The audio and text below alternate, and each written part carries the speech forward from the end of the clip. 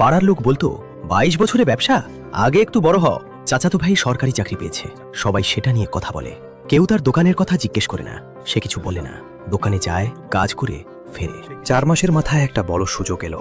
একটা প্রতিষ্ঠান তাকে অর্ডার দিতে চাইছে, একসাথে 500টা চার্জার আর 300টা গেমিং ইয়ারফোন। বড় অর্ডার। সাথে সাথে সাপ্লায়ারের কাছে গেল, এত চার্জার, এত ইয়ারফোন লাগবে, বাকিতে দেবেন? সাপ্লায়ার হাসলেন, সেই পরিচিত হাসি। বাকিতে? তুমি কতদিন ধরে ব্যবসা করছো? বাচ্চা ছেলে। কতদিন টিকবে জানি না, নগদ দাও, মাল নাও। দ্বিতীয় সাপ্লায়ার, একই উত্তর। তৃতীয় সাপ্লায়ার, তোমার বয়স কত? 22? আগে একটু অভিজ্ঞতা হোক, তারপর আসো। সে ফিরে এলো, দোকানে বসে রইল একা।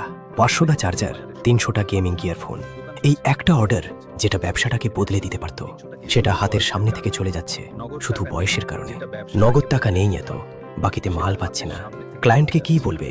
সে অনেকক্ষণ চুপ করে বসে রইল, দোকানের শাটারের দিকে তাকিয়ে কিছু বলল না, কাউকে ফোন করল না। সেই রাতে বাসায় ফিরল। খাবার টেবিলে বাবা জিজ্ঞেস করলেন, কি হয়েছে, চুপ কেন? সে বলল, কিছু না। কিন্তু সেই রাতে ঘুম আসেনি। ছাদের দিকে তাকিয়ে শুধু একটাই চিন্তা, এত কষ্ট করে এলাম, এখন কি এভাবেই শেষ হবে?